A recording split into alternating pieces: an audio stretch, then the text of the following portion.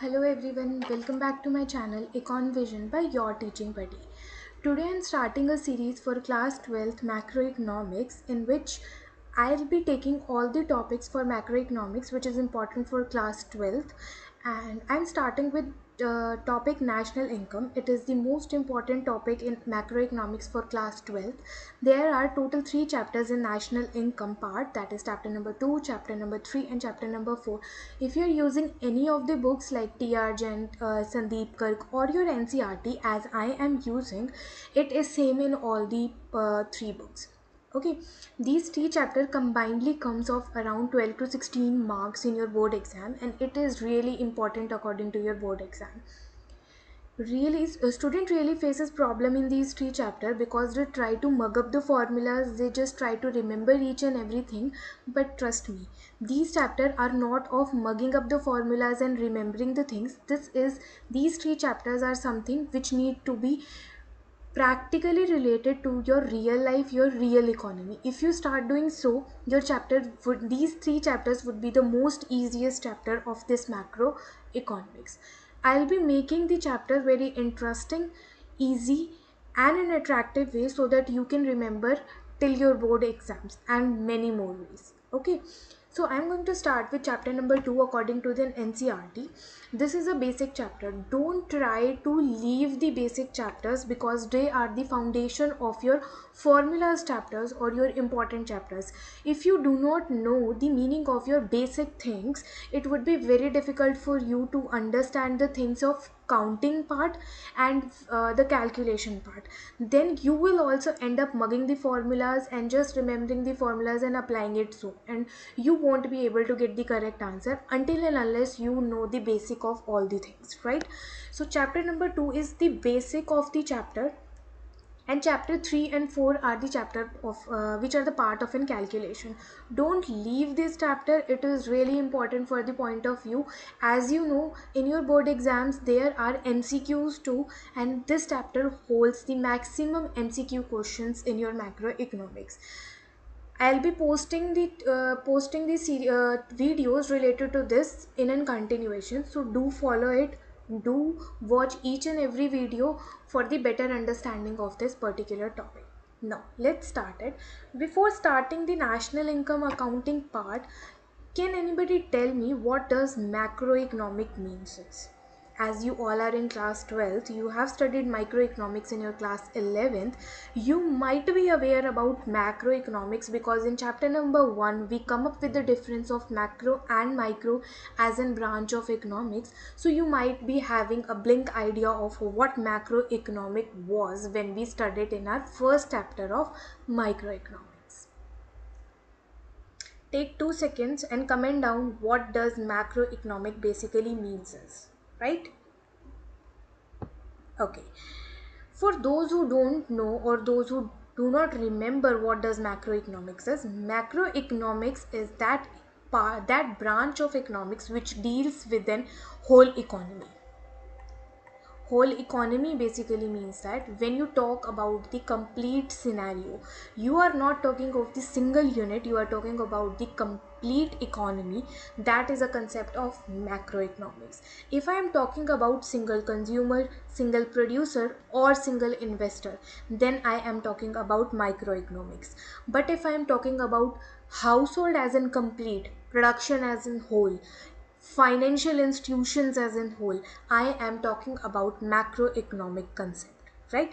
Let's take a very simple example. If I am talking about a student, suppose Raj, for class 12th, then I am talking about microeconomic concept. But if I am talking about the whole students of class 12th, then I am talking about macroeconomic concept. So I hope it's clear what does macroeconomic means is till now. Okay, before in a national income part, there are a lot of things that you need to know. What is the basic thing to start an economy? Economy is started with the basic 3 characters. First is consumer, second is producer, and third is investor. Producer produces goods, consumer need to consume goods, right? Investor invest in some of the company, and company produces goods. So indirectly we want to know what does these goods means, right? There are different type of goods, they are categorized into different form, their meanings are different, they need, their purpose is different. So every type of good is different, it totally depend upon the use of it and how we are explaining that particular kind of good. Okay, let's start with the first one, that is final goods.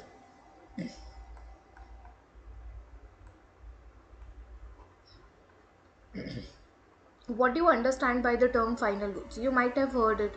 You have finalized the things, you have final exams, it's almost done. Final goods are those goods which have crossed all the production boundary lines. All the production boundary line basically means there is nothing to be done more in this, like nothing to be added into it, it is finalized. Like there is a cotton, from cotton you have created a yarn, till yarn you have crossed a lot of production boundary line, but your yarn is your final good. The further process need not to be making produced in an yarn, right? So that is considered to be as in final goods. Final goods are those goods which have crossed all the production boundary lines. And the ones, those who are inside the production boundary lines, they are considered to be as your intermediary goods. The reason being is they have not crossed their production boundary lines till date. There are further production boundary lines that they need to make, still cover it. I can explain these things with the one basic example to you, right? Okay, wait for that basic example. That is, suppose there was one farmer who had a wheat flour, right? He gave that wheat flour to a baker. He make a dough of it. From that dough, he made a biscuit. Baker made a biscuit, right? Now this wheat is not a final good because it has to cross two more production boundary lines to be a final good, right?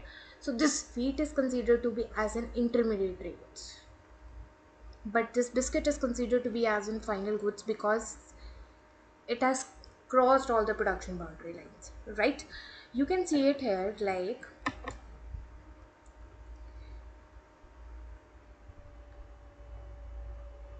that is meant for a final use or will not pass through any more stages of production to transform is called as in final goods, right? Final goods are those goods which do not need to pass any more production transformations to become a final good, right?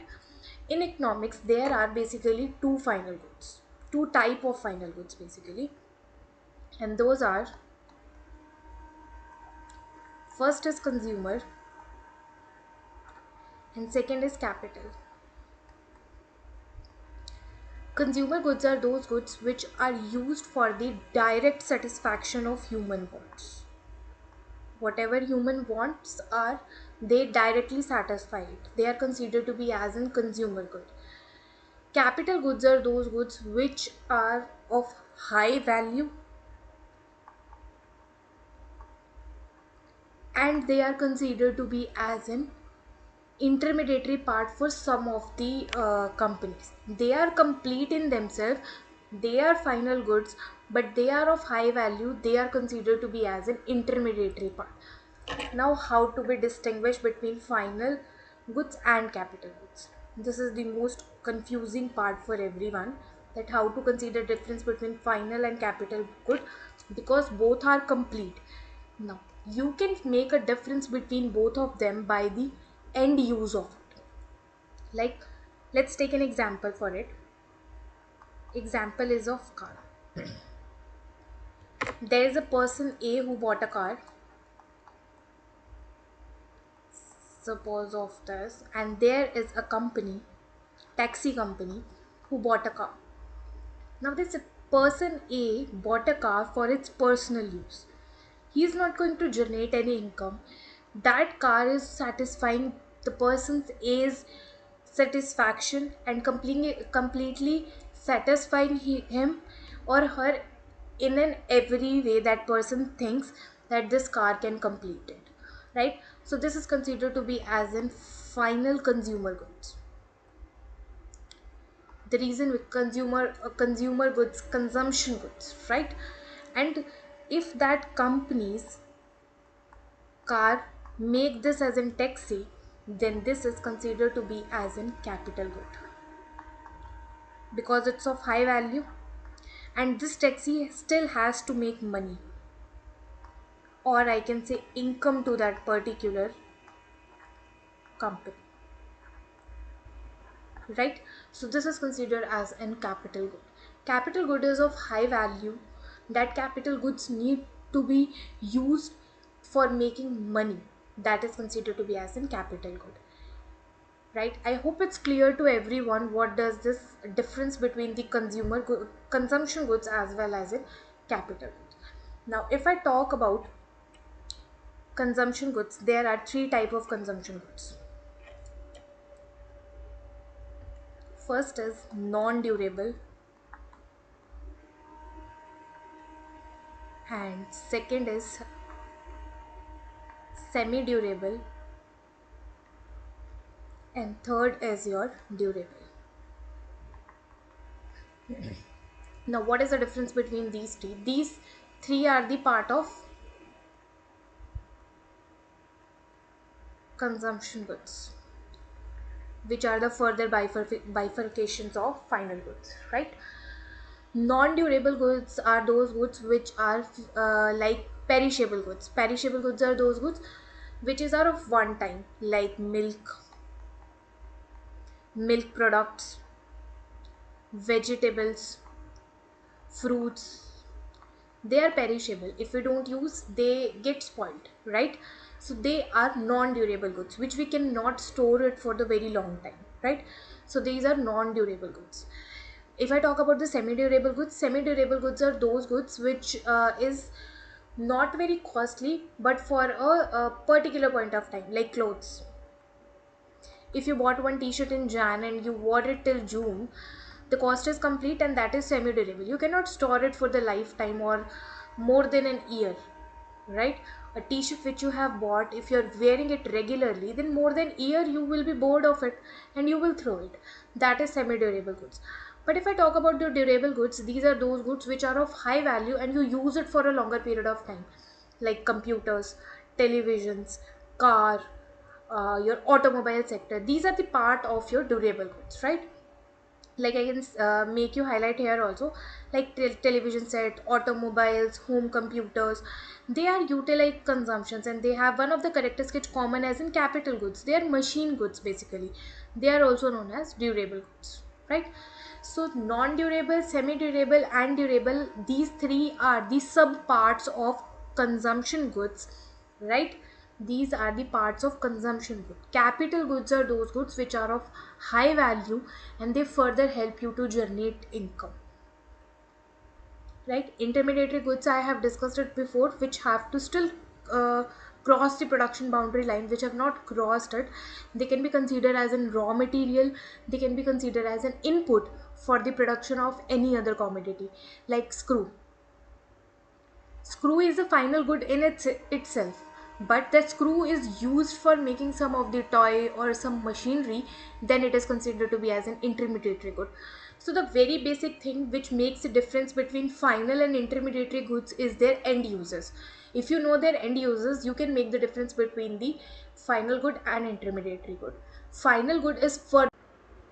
Now, as you have got to know about the final and intermediary goods, the next concept that comes to this particular point is that you need to know about the stock and flow concept. Why we have understand about the final goods and intermediary goods? It's because while calculating the national income, we need to know about the final output, and final output can be calculated only on the final goods. It cannot be calculated on intermediary goods by different methods. Like there are three different methods: value added method, expenditure method and income method.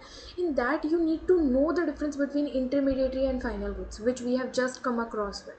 Now we need, second thing which we need to know is the flow concept as well as the stock concept. Now why we need to know is this, because in different formulas or in different methods of national income calculation, you would be requiring to understand the particular thing, whether the particular thing is a stock concept or whether a particular thing is a flow concept. Reason being is the flow concept is always calculated at the end of the year, and stock concept is calculated at a particular point of time. Now, what are the difference between a stock concept? Stock is something, those particular points where which is calculated at a particular point of time. Like if I ask you today how many rupees do you have in your pocket, if suppose your answer is like 1000 rupees. Now this 1000 rupees is not going to be changed for the next 1 hour, 2 hour. It is not going to change. That's why it is a stock concept. When you can particularly measure something at a particular point of time, that is known as a stock concept. But when you have to calculate something over a period of time, that is known as a flow concept. Right. Now let me take a very simple example for this. There is a river which is flowing. Can you calculate the amount of water at a particular point of time? No, we cannot calculate anything at a point of time there. We can calculate over a period of time, that in 1 week on an average the amount of water was this much in this river, right? But can you measure a particular amount of water in a lake? Yes, we can find out, because it is a stock concept. With 1 hour, 2 hour, 3 hour, that amount of water is not going to change in that particular lake, because it is not changing in every hour, right? So the thing which is at a constant for a particular point, that is known as a stock concept. When it is flowing continuously, then it is known as the flow concept. So definition for flow is, flow are defined over a period of time and stock is defined at an point of time, right? Stock is to be defined as a point of time, as you can see there, right? This particular two topics are important for one more thing also, to understand about the investment. Why? When you are investing in something, you need to know that whether you are going to get the return of this particular investment at a point of time or over a period of time. Which you think that it is good to come at a point of time or over a period of time. According to my understanding, when you are investing, you should see that the investment return which you are getting should be given you at an over a period of time. The reason being is it will be more than at a point of time, right? Now let's come back to our final discussion back, that is we were discussing about the final output, right? Final outputs are those which is the final good part, right? The final output and difference between the final good is that the monetary value of final goods are known as final output.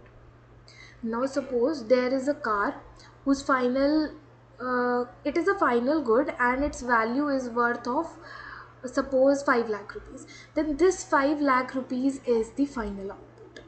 So the final output is just an monetary value of final goods. Right. Now we need to know the difference between the gross investment as well as in the net investment. Then we are going to discuss about the depreciation also then, right? Now gross investment is something with the investment which you have invested from the start of a business, and net investment is the investment which is actual investment of a particular year. Suppose you started a company XYZ in which you had two machineries in starting, suppose in 2001. Then in 2002, you bought four more machineries, right? Now, total machineries you have by the end of 2002 is total 6 machineries, as there were 2 plus 4 machineries, 2 in the 2021, sorry 2001, and 4 in 2002. This is your gross investment. This 6 value is your gross investment, because till 2020 till 2002 you have total 6 machineries. But if I talk about net investment, then your net investment is only those machineries which are in a good condition. Now for 1 year you used these two machineries, right? These two machineries might have depreciated, their value might have got decreased because of its normal wear and tear, because of its normal use. That is known as depreciation. The value which is decreased because of the normal use is known as your depreciation. Suppose out of these two machineries only one is working, one is not working, then by the end of 2022 your net investment is 5 machineries, not 6 machineries. The reason being is why it is only 5 machineries, because one machinery has depreciated because its value has gone to zero. Okay, now let's take an other example to understand the concept of depreciation. Suppose you bought one car for 6 lakh rupees, right? You use it for 5 years and now you want to sell this car. This car is somebody is ready to take this car at an 4 lakh rupees. In these 5 years the value of this car depreciated by 2 lakh, because you use this car for 5 years. Because of normal wear and tear, maybe tires are like rough, your engine is weak, it is not giving a good average, you might have got some dent somewheres. Because of normal wear and tear the value got decreased by 2 lakh and now it is 4 lakh. If somebody asks you about your gross investment, how many gross investment do you have? That was 6 lakh rupees. If somebody asks about the net investment is basically how much net worth that particular car have in today's value, then it is 4 lakh. If somebody asks about the depreciation part, then depreciation part is 2 lakh rupees, right? So now can we say that depreciation is gross investment minus net investment, or I can say that net investment is gross investment minus depreciation? Please do remember about the depreciation, gross and net. The difference between these is really important to understand, because at some point of time you will be asked to add the gross part and some point of time you will be asked to add the net part, so it will create a confusion. You just need to understand this. Whenever you have to find out some net value out of gross value, you need to subtract depreciation. Depreciation is something which is a normal wear and tear. Normal wear and tear basically means while using that product its value get decreased, that decreased value is depreciation. If I talk about the depreciation's definition, then it is something like this: